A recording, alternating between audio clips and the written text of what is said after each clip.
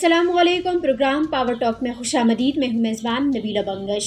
नाजरीन, साइफ़र को एक तरफ झूठा करार दे दिया गया तो दूसरी जानिब सवाल ये उठ रहे हैं कि आखिर इमरान खान साहब जेल में कैद क्यों हैं। जब साइफ़र था ही नहीं तो इमरान खान को कैद क्यों किया गया। इसी हवाले से बात करेंगे और साथ साथ ये भी बात करेंगे कि खान साहब की रिहाई कब तक जो है वो मुमकिन है, और साथ साथ बात करेंगे कि पाकिस्तान तहरीक इंसाफ इन मुश्किलात से अब कैसे निकलेगी। पाकिस्तान तहरीक इंसाफ के सीनियर वकील अज़हर सदीक साहब मेरे साथ मौजूद हैं। सर, सबसे पहले मैं आपसे सवाल ये करूंगी कि अमरीकी वज़ीर ख़ारजा का जो बयान आया है इस पर बड़ी बातें हो रही हैं, हर जगह डिस्कशन हो रही है। उन्होंने कहा है कि साइफ़र केस जो है वो झूठा है। ऐसे में सर बहुत सारे सवालात जन्म लेते हैं। पहला सवाल तो मेरा आपसे ये है कि अगर साइफ़र झूठा है तो वज़ीर ख़ारजा साहब जो है वो आलमी अदालत में इमरान खान के खिलाफ क्यों नहीं गए? बहुत शुक्रिया। पहली तो बात है कि साइफर की एडमिशन 2 नेशनल सिक्योरिटी की मीटिंग जो हुई थी, फिर पाकिस्तान हुकूमत पाकिस्तान की तरफ से इस पर डिमार्च भी किया गया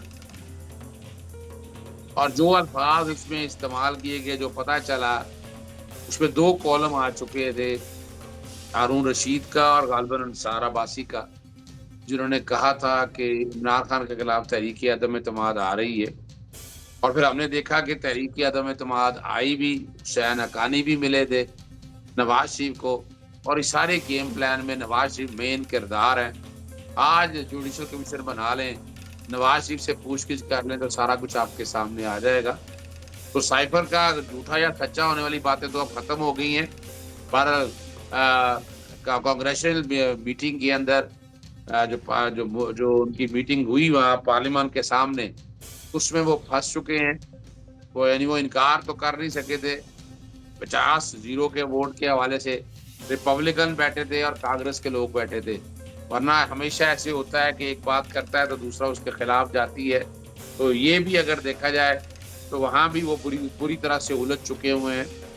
और अगर ये साइफर कुछ झूठ था तो फिर इमरान खान साहब को किस बात की सजा दी गई है, कौन सा ऑफिशियल सीक्रेट एक्ट की वायलेशन हुई है। तो उसमें जो कुछ चीजें थी वो सारी बताई गई और सारी कौम के सामने लाई गई, और जो कुछ उस साइफर के अंदर कहा था उसी के मुताबिक ही तहरीक अदम एतमाद आई और इमरान खान को निकाला गया। सर, मेरा आपसे सवाल अभी यही था अगला कि अगर साइफर नहीं आया तो फिर इमरान खान साहब जो है वो जेल में क्यों हैं, और साथ साथ ये बताइएगा कि इमरान खान की रिहाई कब तक मुमकिन है। देखिए, साइफर आपको पता है, कोड अनकोड जो डिकोडिंग करनी थी, और फिर अदालत के सामने जब पूछा गया कि साइफर का सवाल ये था कि साइफर जो है वो आपने बताया कोर्ट के सामने, वो दिखाया गया, जरा हुई, तो उसमें तो कोई चीज ऐसी सामने नहीं आ सकी है। बल्कि उसमें जो सरकारी वकील थे जो सजा देने के लिए बैठे हुए थे, उन्हीं में से बाद में इमरान खान का वकील चुन लिया गया। वो रिकॉर्ड भी सारा मंगवाया गया है। मुझे जो नजर आ रहा है इसमें इमरान खान बाइज्जत बरी नजर आ रहे हैं, क्योंकि उसमें कोई सीक्रेट एक्ट की वायलेशन नहीं हुई है और इसका माजी से इतलाक नहीं। ये बात है 27 मार्च की, और केस जाके आपने किया है कोई 1 साल बाद तकरीबन। तो और अगर उसको भी अगर आप देखें तो अंदाजा हो जाता है कि इस केस में झूठ ही झूठ है, सच्चाई कोई नहीं है।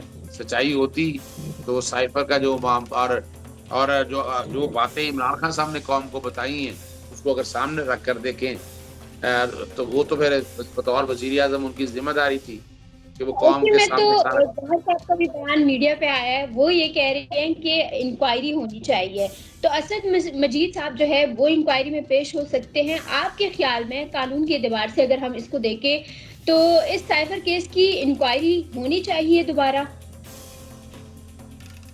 देखिए, अब इंक्वायरी का तो सवाल मैं किसी ने करनी हो कर ले, लेकिन मैं इस केस में समझता हूँ कि असद मजीद ने जो बात कहनी थी वो कह दिया। मुतालबा है, यानी पाकिस्तान तहरीक इंसाफ की जानिब से मुतालबा किया जा रहा है। वो पाकिस्तान तहरीक इंसाफ मुतालबा कर रही है, वो अपनी जगह पर है। लेकिन ये अदालत के अंदर जो केस मौजूद है, हसन मजीद का जो बयान था वो बयान आ चुका हुआ है।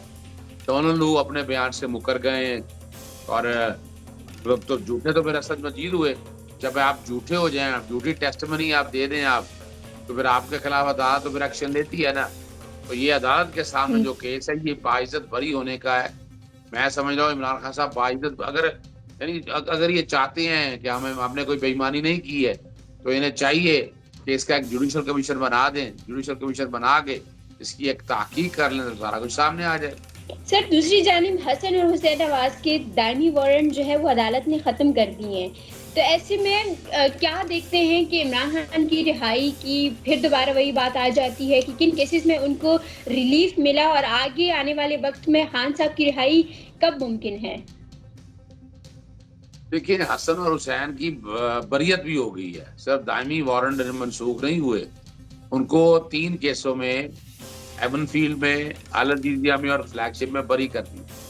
और कमाल जी। कमाल की बात है किस बुनियाद पर बरी की है कि वो जायदादें आज भी मौजूद हैं, नाजायज पैसे से खरीदी की आज भी वो मौजूद हैं। चाहे वो एवनफील्ड ले लें, अल अजीजिया ले लें, चाहे आप हाइड पार्क की ले लें, वो सारी अपनी जगह मौजूद हैं। तो ये तो एक खास फायदा दिया जो कि नवाज शरीफ डील के तहत आए थे। नवाज शरीफ ने वजीर हुँ। आजम नहीं बनना था, ये भी तयशुदा बात थी। और अपना सबसे कमजोर घोड़ा जो है शहबाज शरीफ को वजीर आजम बनाना था, वो बना दिया। लेकिन दूसरी तरफ अगर आप हुँ। देखें तो इमरान खान साहब के खिलाफ जितने केस हैं, 4 केस हैं जिसमें सजाएं हुई हैं। एक केस जो था वो तोशा खाना था, उसमें सजा सस्पेंड हो चुकी है पहले ही। उसमें नाअहली जो हुँ। है, कन्विक्शन अभी पेंडिंग है, वो मामला सुप्रीम कोर्ट में है। और मेरी जब इमरान खान साहब से मुलाकात हुई तो मैंने कहा था कि इसको लगाया जाए और मेन अपील जो है वो फौरी फैसला किया जाए। तो उम्मीद है कि हुँ। ये वाला काम इसमें बरियत साइफर का मैंने आपको सारी कहानी बता दी है। उसमें सरकारी वकीलों का भांडा फूट गया है। इसमें भी जो सरकारी वकील आए हैं वो टेरियन वाइट के केस में भी इस्लामाबाद हाईकोर्ट में पेश होते रहे हैं। उसका मतलब है कोई खास आदमी है जो इनको यहाँ पर लेकर चल रहा है। तीसरा केस आपका है तोशा खाना, जो इलेक्शन कमीशन का है, सॉरी जो नैब का है। उसमें मैंने सारी तफसीलात निकाली थी, आज तक कोई कुछ नहीं हुआ। तो उसमें भी मैं जो देख रहा हूँ, मैं इमरान खान को बरी होता हुआ देख रहा हूँ। चौथा केस उसमें मैं पेश होके अभी आया हूँ, वो वाला केस है इद्दत का। इद्दत में भी कोई एविडेंस नहीं है। सरकारी वकील जो थे प्रोसिक्यूशन के, रिजवान अब्बासी, उसको एंगेज कर लिया है खावर मानका ने, तो वहाँ भी कुछ नहीं है। तो ये चारों के चारों केसेस में मैं तो इमरान खान साहब को ईद से पहले बरी होते देख रहा हूँ। वो डिले करने की कोशिश कर रही हैं, तो डिले कर लें, कितना डिले कर सकते हैं, अल्टीमेटली बरी। सर, ये आपकी बहुत बड़ी बात है कि ईद से पहले आप उनकी रिहाई देख रहे हैं, लेकिन इस वक़्त पाकिस्तान तहरीक-ए-इंसाफ शदीद मुश्किलात का शिकार है।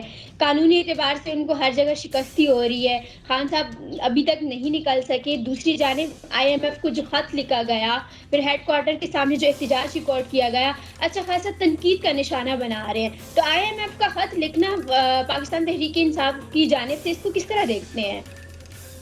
देखिए, मैं तो उसको कोई ऐसी बात नहीं देखता। उस IMF के खत में सिर्फ इतना ही कहा है, ये तो नहीं कहा कि कर्जा रोक दें। और IMF ने क्या खतों में हुँ। कर्जा रोकना है?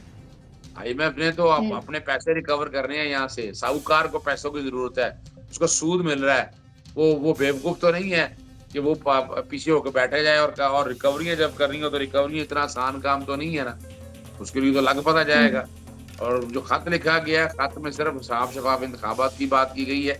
हेडक्वार्टर के सामने जो मुजाहरा किया वो तहरीक-ए-इंसाफ के या कोई चंद प्राइवेट लोगों ने किया है। और पाकिस्तान तहरीक-ए-इंसाफ ने किसी तरह के भी उस तरह के नारे लगाना या बाकी चीज़ों को सपोर्ट नहीं करती है। ये भी हालात और वाक़यात सारा कुछ सामने है। तो ये जो जितनी भी बातें हैं, ये सिर्फ हवाई बातें हैं। फॉर द टाइमिंग आप देख रहे हैं इन चीज़ों को, लेकिन मैं इसमें कोई रिज़ल्ट ऐसा नहीं देख रहा। मैं इमरान खान को बरी होते हुए सारे मामलात में, और IMF के हवाले से भी, IMF तो गले पड़ गया। इन्हें लाइन लॉसेस खत्म करने चाहिए थे, बिजली की चोरी खत्म करनी चाहिए थी, गैस में UFG कम करना चाहिए था, इन्हें अपने एडमिनिस्ट्रेटिव इन्हें लैंड लेवल करनी चाहिए थी। तो वो तो काम किया नहीं इन्होंने। तो वो जब तक वो नहीं काम करेंगे तो IMF तो सर पे चढ़ा रहेगा आपको। सर, मखसूस नशिस्तों के हवाले से जिस तरह 25 मखसूस नशिस्तें पाकिस्तान तहरीक इंसाफ से ली गईं, तो एक तो सुन्नी कौंसिल के साथ इत्तेहाद का आप बताइएगा कि इसको किस तरह देखते हैं? दूसरा, आने वाले वक़्त में भी कहा जा रहा है कि पाकिस्तान तहरीक इंसाफ से मज़ीद जो है वो लिए जाएँगी नशिस्तें वापस। देखिए, जो नशिस्तें पहले वापस ली गई हैं, वो मखसूस नशिस्तों की तो कहानी कुछ और है। वो हैं फॉर्म 45 के तहत ली गई, या वो रीकाउंटिंग के चक्कर में डालकर, हालाँकि रीकाउंटिंग का एक प्रिंसिपल है कि इतना बड़ा डिफरेंस अगर हो, तो वो रीकाउंटिंग होती नहीं है। ये रीकाउंटिंग ज़बरदस्ती अलाउ की गई है, और वो भी हमको पता है कि जालसाज़ी की गई है। वो फोरेंसिक इंटरफर्मर से हुआ तो सारा कुछ सामने आ जाएगा। मखसूस नशिस्तें जो हैं, वो पार्टी का सिंबल लेने की वजह से प्रॉब्लम आई है। पार्टी का सिंबल सेक्शन 215 के तहत ले लिया गया, वो लिया नहीं जा सकता था। ये बड़ी वजाहत के साथ बता दें आपको। उसका सेक्शन 215 चैलेंज किया हुआ है। इस तरह लाहौर हाई कोर्ट के डिवीजन बेंच ने अभी तक उसका फैसला महफूज किया हुआ फैसला सुनाया नहीं है। फिर जब आप पार्टी का सिंबल ले लें तो पार्टी बैन कर देते हैं, हालांकि यह इनके आर्टिकल 17 की खिलाफ वर्जी है। पार्टी बैन नहीं हो सकती। फिर आपने सेक्शन 104 के तहत मखसूस नशिस्तें कह दिया, 94 रूल्स के तहत उसको मिलती हैं जिसका सिंबल हो। तो ये भी जबरदस्ती सीटें छीन गई, और आइन के आर्टिकल 106 आइन के आर्टिकल 151 और 106 के तहत तनासब के हवाले से सीटें मिल रही हैं, और वो तनासब के हवाले से पाकिस्तान तहरीक इंसाफ, चाहे शरानी ग्रुप होता, चाहे मुत्तहदा मजलिस मुस्लिमीन होता, या सुन्नी इत्तेहाद काउंसिल होता, वो उनके मुताबिक उनका हक है, और वो हक इंशाल्लाह मिलेगा। सर, पाकिस्तान तहरीक इंसाफ के बात की जाए तो क़यादत इस वक्त अच्छी खासी कंफ्यूज है। कभी शेर अफजल मरवत जो है वो गौहर साहब के साथ तू मैं उनका हो जाता है, तो दीगर जो क़यादत है वो भी कंफ्यूज है। इस हवाले से आपकी कोई बात हुई है इमरान खान साहब से? देखिए, ज़ाती तो देखिए, एक सियासी जमात के अंदर जमहूरी कल्चर यही है, डिफरेंस ऑफ ओपिनियन रहता है। यानी मेरा कई डिफरेंस ऑफ ओपिनियन है, वो अपनी जगह पर मौजूद है, मगर ये नहीं है कि मैं अपना इन मामलात को इस तरह लेकर चलूँ और उस कॉन्टेक्स्ट में देखूँ। ये छोटी मोटी बातें होती रहती हैं। इससे पार्टी की पॉलिसी अपनी जगह पर मौजूद है। पार्टी की पॉलिसी इमरान खान साहब ने चलानी है, और जो वो चला रहे हैं उस पर ही मनो अमल होगा। बाकी ये छोटी मोटी चीजें होती रहती हैं, इससे कोई फर्क नहीं पड़ता। सर, अगर पाकिस्तान तहरीक इंसाफ को टेबल टॉक की दावत दी गई हुकूमत की जानिब से, तो आप क्या समझते हैं? कानूनी एतबार से मैं आपसे पूछ रही हूँ कि क्या पाकिस्तान तहरीक इंसाफ को अपनी मुश्किलात कम करने के लिए, केसेस से फ़ौरन निकलने के लिए, क्या हुकूमत से मुज़ाकरात जल्द करने चाहिए? देखिए, एक बात तो बड़ी वाज़ेह है, जहाँ तक पाकिस्तान पीपल्स पार्टी से मुज़ाकरात की बात है, वो तो मैं बड़े अरसे से कहता आया हूँ, और मैं आज भी कहता हूँ कि पाकिस्तान पीपल्स पार्टी से मुज़ाकरात होने चाहिए। बाकी इनके हाथ में कुछ नहीं है। शहबाज शरीफ नाम के वज़ीर-ए-आज़म है, असल में वज़ीर-ए-आज़म तो मोहसिन नकवी हैं, जो निगरान वज़ीर दाखिला बनाया गया उनको। वो ही सारा सिस्टम चला रहे हैं, सारा कैश उनके पास है, हर चीज़ का फ़ैसला उन्होंने करना है। तो यहाँ अगर आप इन हालात के अंदर बैठकर देखेंगे, तो हमने मुज़ाकरात क्या करने हैं? हमें हमारी जो 45 फॉर्म से सीटें ली हैं वो वापस दें, हमारी जो मखसूस नशिस्तें हैं वो वापस दें हमें। आप यही हमारी बात मान लें, तो हम ऑटोमेटिकली हुकूमत में आते हैं, 2/3 अक्सरियत हमारे पास मौजूद रहती है, और हम बड़ी आसानी से हुकूमत करेंगे। तो ये जो मुज़ाकरात वाली बात है ना, मुज़ाकरात किस पे होने हैं, वो पहले आपस में वो तय कर लें। हमें तो अंदाज़ा है कि आपने मुज़ाकरात किस पे करने। बहुत शुक्रिया सर, आपने अपना कीमती वक्त दिया। नाज़रीन, गुफ्तगू आप सब ने सुनी। पाकिस्तान तहरीक इंसाफ को अगर हुकूमत टेबल टॉक की दावत दे, तो यही अहम सवाल है कि किस चीज़ की टेबल टॉक जो है वो पाकिस्तान तहरीक इंसाफ या हुकूमत पाकिस्तान तहरीक इंसाफ के साथ करेगी। लेकिन अज़हर सदीक़ साहब एक बड़ी ख़बर देते गए हैं कि ईद से पहले ख़ान साहब की रिहाई उन्हें दिखाई दे रही है। इसमें अब कितनी सदाकत है, और आप सब क्या समझते हैं कि ख़ान साहब की रिहाई अब कब तक मुमकिन हो जाएगी? राय का इज़हार कीजिए SNN के कमेंट बॉक्स में, और प्रोग्राम से इजाज़त दीजिए। दोबारा हाजिर होंगे एक नए प्रोग्राम, एक नए मेहमान, एक नए मौजू के साथ। देखते रहिए SNN न्यूज़।